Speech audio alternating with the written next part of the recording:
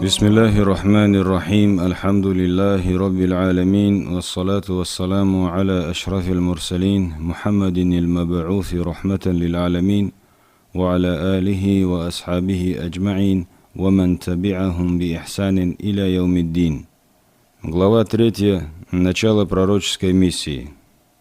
Подготовка людей к началу пророческой миссии Мухаммада, алейхи салату вассалам. Началу пророческой миссии Мухаммада предшествовали важные события.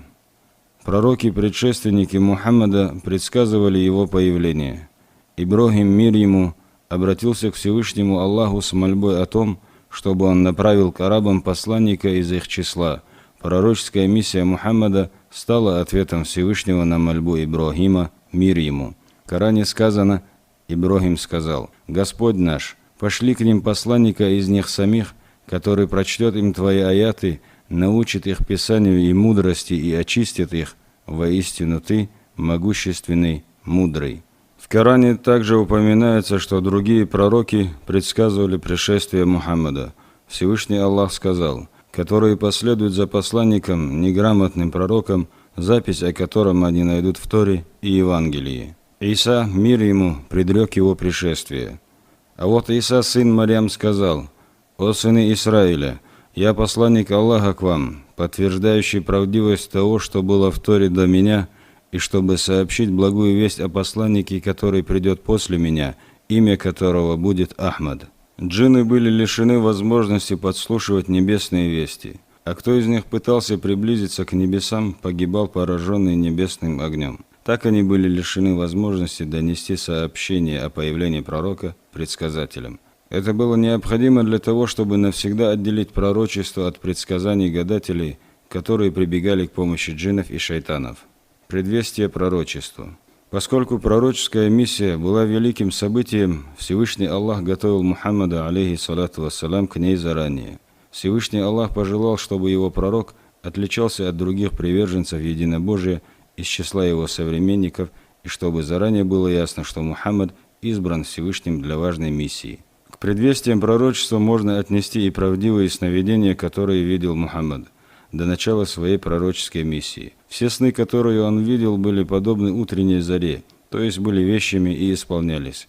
Аиша, да будет доволен ею Аллах, передает: «Ниспослание откровений посланнику Аллаха началось с вещих снов.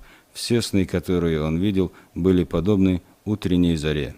Первое откровение. Мухаммад, алейхи салату вассалам, уединялся в пещере Хира. Небольшая пещера в горе близ Мекки. Сегодня эту гору называют Джабаль-ан-Нур. Он уединялся там каждый год в Рамадан. Там он поклонялся Аллаху и размышлял о его творениях вдали от мирской суеты, шума и повседневных забот. Поскольку в те времена Всевышний Аллах еще не установил обряды поклонения, ведь речь идет о периоде до пророческой миссии Мухаммада, под поклонением следует понимать размышления о Боге, смысле жизни и чудесах Всевышнего. Аиша, да будет доволен ею Аллах, передает: «Он стал часто уединяться в пещере на горе Хира.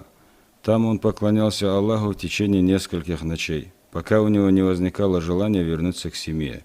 Обычно он брал с собой все необходимое, а потом возвращался к Хадидже и брал все, что нужно для нового уединения. В этот раз пророк, алейхи салату вассалам, сидел в пещере, и вдруг к нему пришел ангел Джибриль, мир ему, в человеческом облике, и велел: читай». Мухаммад, алейхи салату вассалам, который не знал грамоты, испугался, задрожал и ответил пришедшему: «Я не умею читать». Тогда Джибриль, мир ему, сжал его, а потом отпустил и снова велел: читай. Мухаммад сказал: «Я не умею читать». Он сжал его в третий раз, а затем отпустил и сказал: «Читай во имя Господа твоего, который сотворил человека из сгустка. Читай, а Господь твой самый великодушный». Это были первые аяты Корана, ниспосланные Всевышним Аллахом, и объявление о начале пророческой миссии Мухаммада, алейхи салату вассалам, которому суждено было завершить череду пророков, приходивших к людям на протяжении веков, и стать последним из них. И посланник Аллаха вернулся, дрожа от страха. Он вошел к своей жене Хадидже и воскликнул: «Укройте меня! Укройте меня!» И его укрыли. Немного успокоившись, он рассказал ей обо всем и сказал: «Я испугался за себя». Хадиджа сказала: «Нет, клянусь Аллахом, Аллах никогда не покроет тебя позором, ведь ты поддерживаешь связи с родственниками, несешь бремя помощи бедным и отделяешь неимущего, оказываешь людям гостеприимство и помогаешь им переносить невзгоды. После этого Хадиджа отвела его к своему двоюродному брату Вараке ибн Науфалю. Варака был глубоким старцем и уже ослеп. Хадиджа сказала ему: «О сын моего дяди, выслушай своего племянника». Варака спросил его: «О племянник, что ты видишь?» И посланник Аллаха рассказал ему о том, что он видел. Варака сказал: «Это тот же ангел, которого Аллах направил к Мусе. О, если бы я был молод и мог дожить до того времени, когда народ твой станет изгонять тебя». Посланник Аллаха сказал: «А разве они будут изгонять меня?» Варака ответил: «Да, ибо когда бы не пришел человек с тем, с чем пришел ты, с ним обязательно враждовали. Но если я доживу до этого дня, то буду помогать тебе, как только смогу». Однако вскоре Варака умер, а откровения временно прекратились. Это пришествие представляло собой один из видов передачи посланнику Аллаха откровения, посредством которого он узнавал о велениях Всевышнего. Виды откровения: правдивый сон, внушение. Ангел внушал откровение сердцу посланника Аллаха, но при этом пророк, алейхиссалату вассалам, не видел ангела. Ангел представал перед пророком в образе человека и обращался к нему, пока тот не усваивал то, что он ему говорил. Во время передачи откровения таким способом ангела видели и сподвижники пророка. Откровение приходило сопровождаемое подобием громкого колокольного звона. Это было самое тяжелое для пророка, алейхиссалату вассалам, форма передачи откровения. Даже в холодный день по его лбу катился пот. Посланник Аллаха видел ангела в том облике, в котором тот был создан. И в это время ему не спосылалось в виде откровений то, что Аллаху было угодно ему не спаслать. Это случилось дважды. Важнейшие выводы. Потребность людей в пророках была не меньше их потребности в воде или воздухе, потому что пророчество – жизнь и спасение для сердец, подобно тому, как вода и воздух – жизнь для тел. Иудеи и христиане знали, что Мухаммад, алейхиссалату вассалам, действительно пророк Всевышнего и говорит правду из своих писаний.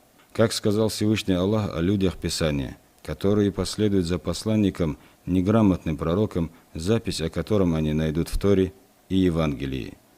Несмотря на то, что многие упоминания о Мухаммаде, алейхиссалату вассалам, и его пророческой миссии были изъяты из этих писаний, некоторые из них сохранились до наших дней. Важность уединения для контроля над собственной душой и обнаружения ее пороков. Не следует пренебрегать таким видом поклонения, как размышление. Некоторые ученые упомянули о том, что большую часть того времени, которое Мухаммад проводил в пещере Хира, он предавался размышлениям. Вне всяких сомнений, размышления о Вселенной с ее чудесами и созерцание этих чудес способствует укреплению веры и добавляет верующему убежденности в правильности избранного пути. Первый способ познать Аллаха – это знание. Поэтому первый аят, ниспосланный Мухаммаду, алейхиссалату вассалам, начинался со слова «читай». И Аль-Бухари в своем Сахихе выделил главу о том, что знание должно предшествовать словам и делам, и привел в ней слова Всевышнего. «И знай, что нет божества, кроме Аллаха, и проси прощения для греха своего». Праведная жена помогает мужу переносить невзгоды и справляться с тревогами и печалями, и помогает ему следовать путем истины. Именно так поступала Хадиджа, да будет доволен ею Аллах.